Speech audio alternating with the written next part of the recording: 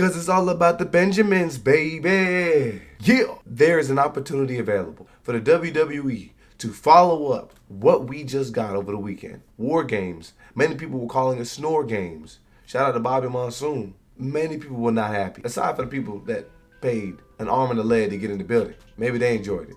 But for the most part, everybody watched on TV, 4 matches, 1,000 commercials, one word, trash. I think the opportunity is available for them to take every script that they had leading into Monday Night Raw, crumple it up, throw it away. It's your boy. Ooh, whoa, whoa, yeah. I ain't gonna lie. If you was actually tuned in and thought that was heat, I rock with you. Welcome back In Between the Ropes. It's your boy Benji, and I do want to salute you for checking out the video. Slide that like button a good old chop, man. And I get a woo in the chat. Please don't forget to subscribe. We had Rhea Ripley and Io Sky opening up the show. RHEA. First thing I want to admit, I think it's pretty obvious that WWE Creative is online. Like, isn't this a name that got conjured up by the fans watching online? The IWC. These two want to challenge for the tag titles. Yeah, the tag titles.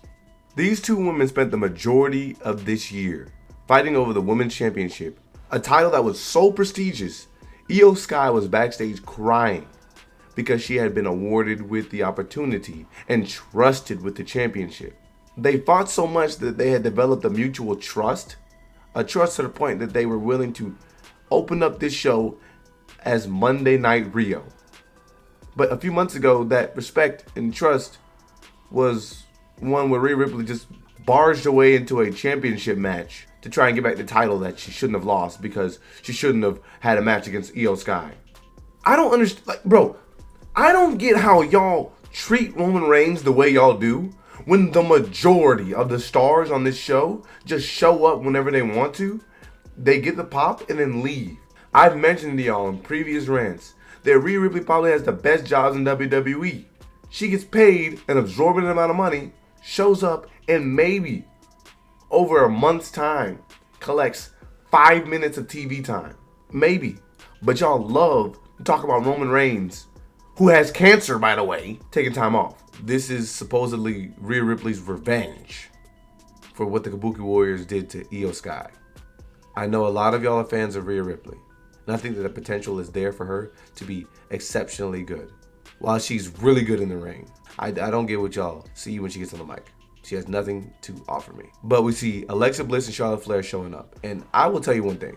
All these tag teams where they individually come out to their own music so that they can come out and walk the ramp together as a tag team, they got to figure this out. Like, they got to get a DJ. They got to get something going on where they can blend these intros smoothly. Like, that's just been irritating me. But anyways, these two want to battle Rhea Ripley and Io Sky for the bestest of best friends. But first, the girls in blonde want their gold back since they have not been allowed an opportunity at a rematch. I want Adam Pearce to do his job. Brother, there's literally no order on this show. This is eventually turned into a challenge for the main event. Like, we just had a War Games match. Why are the Kabuki Warriors back involved in a feud with Io Sky when the reasoning for them to be in the War Games match and rip each other's heads off was because the Kabuki Warriors had disrespected Io Sky? The reasoning for Charlotte Flair and Alexa Bliss to be in the match was to get their get back on the Kabuki Warriors. This is exactly what everybody was talking about from the beginning. Why was there even a War Games match? What was the purpose of these people being in a War Games match? What did this do for Last Legend? What did this do for Nia Jax? Are they going to suddenly become a tag team as well? Rhea Ripley also has one of the most incoherent character arcs. She spent the majority of her main roster timing on being an evil woman for the Judgment Day. Lost all of her friends in the Judgment Day because she was so evil. And then walked around like woe is me because she had no friends. Beat everybody to become champion. And was so relentlessly after the championship that she was just forcing her way into feuds. The people still cheered, even though she was dead wrong. She disappears, comes back, disappears, comes back. She's the one that can stand on the moral high ground as a good friend. This woman has turned on every single person that she could. She literally spent the majority of this beginning of this year talking about how Bianca was a good friend to her. And then she turned on her and ruined her WrestleMania moment. And ruined the rest of Bianca's year because Bianca's been injured since that WrestleMania match. Adam Pearce immediately makes it official. He's confronted backstage by Paul Heyman. Mr. Heyman is looking to get things set up for Mr. Braun Breaker. But immediately, Adam Pearce jumps down his throat and starts accusing him of bringing that masked man to the War Games match. Heyman says he's guilty of a lot of things, but not that masked man. The man in the ninja suit. Supposedly that guy was not a member of the Vision. We all know Paul Heyman is a liar. So this is very likely that this whole story is going to get drawn out over weeks. At first I was kind of pissed, but they did add a couple of scenes of Adam Pearce confronting some of the referees backstage and begging them for an opportunity to do some digging and bring him back all of the information that they can get just so he can take care of them. Shoot, since you're paying, I'll be a referee real quick. I'll get you all the spiel, all the info you need, brother. We then got to see the match between LA Knight and Jey Uso. I can't lie, watching it from the TV, the people were hyping the arena for this Yeet versus Yeah match. It was actually pretty solid, and the ending had LA Knight kicking out of a Yeet splash, and then immediately rolling Jey Uso out for the 1-2-3.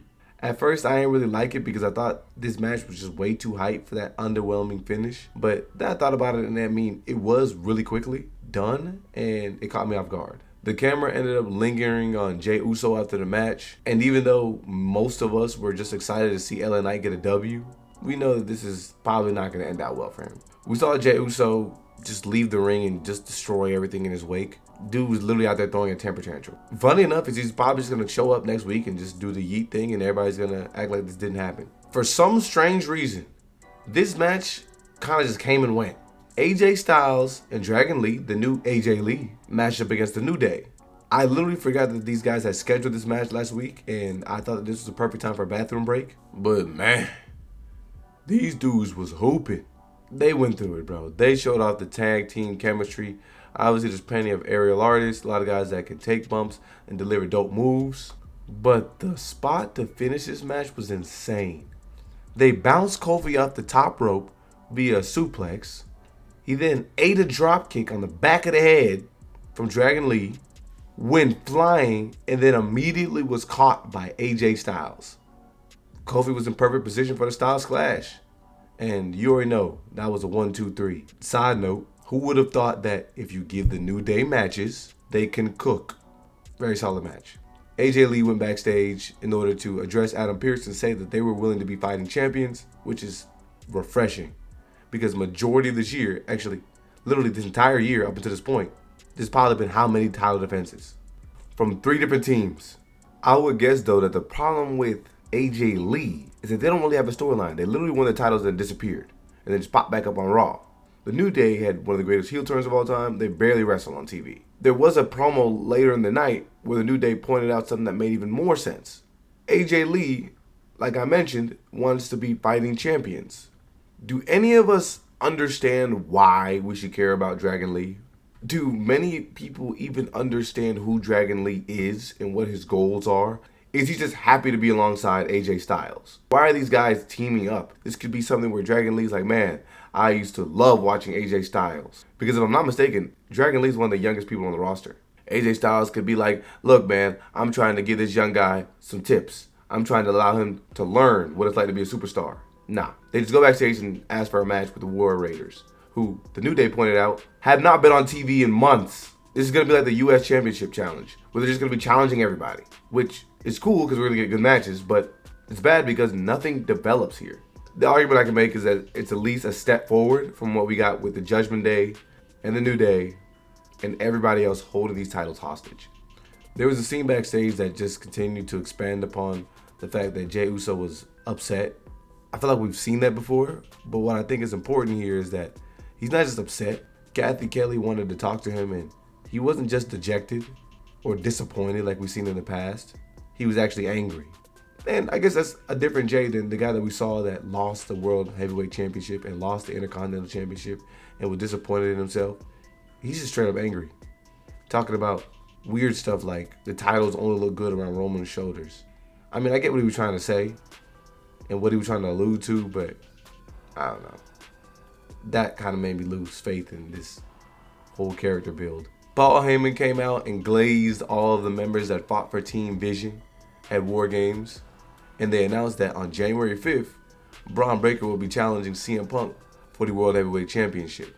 I don't even know what the event is on January 5th, but how did this even develop? What's going on here? Bron Breakker would be somebody who'd be more believable in this moment if he had been doing something over the last 8 months. All the times that I mentioned that he and Bronson Reed could be chasing gold. These guys don't even seem believable as the forward-facing members of this faction. Logan Paul's on the screen with them. He is somebody who would be logically more deserving of the championship opportunity. He's showed his star power. He actually has star power.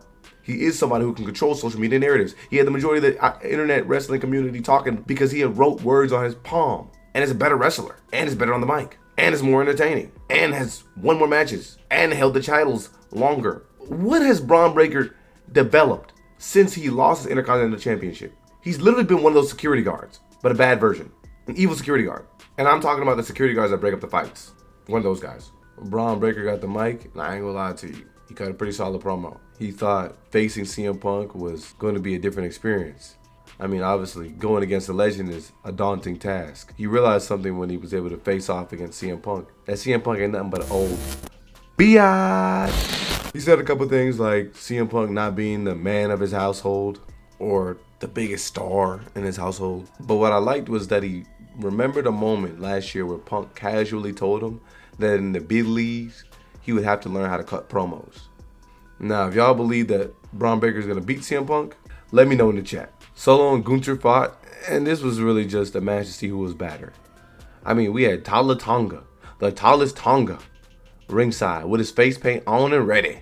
Eventually, these guys ended up spilling outside of the ring, and this was the perfect time for Tala Tonga to take advantage. They grabbed Gunther, all while the referee was fixing the turnbuckle, but then the referee turns around and catches them in the midst of the act. Maybe the plan was to hem Gunther up so that Solo could get a couple punches in, or possibly that devastating, dangerous Samoan spike. But yeah, the refs just sees the badness and reprimands these dudes.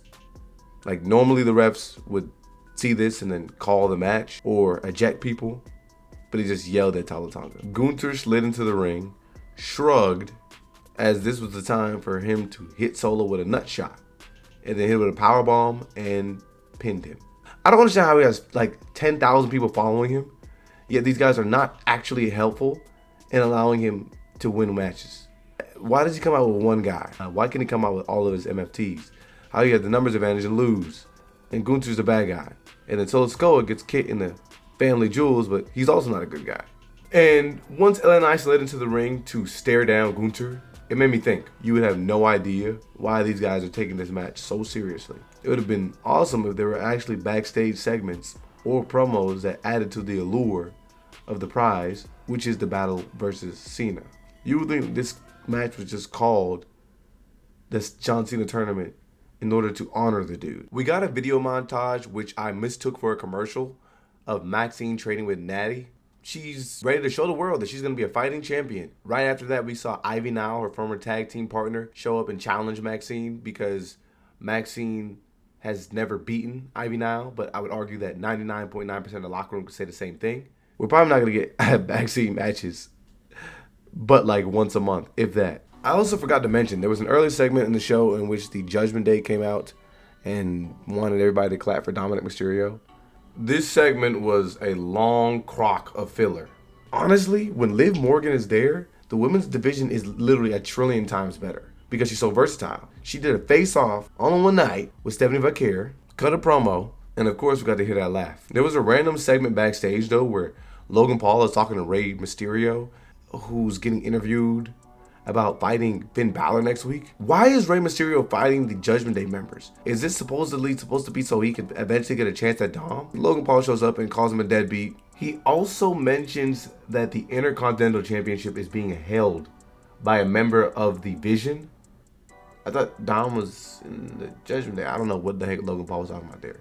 Anyways, the ending match of the night was RHEA versus Charlotte and Alexa Bliss. The match was not bad, but I mean, if you had to ask me, Io Sky was just moving. Bro, it's like she was a Ferrari and like everybody here was like old, beaten up Toyota Camrys. And I said to say, Io's just so crisp and smooth, and the rest of them look like they're just running around trying to get to their spots, and just so predictable. It's not really overly enjoyable to watch. But there was some definitely good spots here. But just when Team RHEA gets the advantage, the Kabuki Warriors show up and attack everybody in the ring. And then, if you don't think that was enough, Bayley and Lyra Valkyria run to the ring to help. And then Liv Morgan in the Judgment Day shows up Rex's house, grabs the titles, hold them up high. And that's supposed to be our show. This scene really only matters because at the end, Roxanne picks up one of the belts and wants to hand it to Liv Morgan, but Liv Morgan's like, no, keep it. Okay, one big happy team. I'm not really happy about what they could potentially be setting up. Following War Games, this Raw didn't really do much. I mean, Charlotte and Alexa Bliss are members of SmackDown, so they're likely going to have a run-in with somebody on Friday. I think the LA Knight and Gunther match is on Friday. I want to know where AJ Lee is. And Brock Lesnar did not make an appearance, nor did Roman Reigns or Jimmy Uso. If I had to rate the scale, yay to nay, and somewhere in the middle okay, just by the match quality and some of the story beats that they at least tried to be a little bit creative on, I'd say this is an okay show. It could potentially be a show that ends up doing nothing, but at the very moment, I don't say it's okay. Y'all let me know what y'all think about this one, man. This episode was kind of all over the place.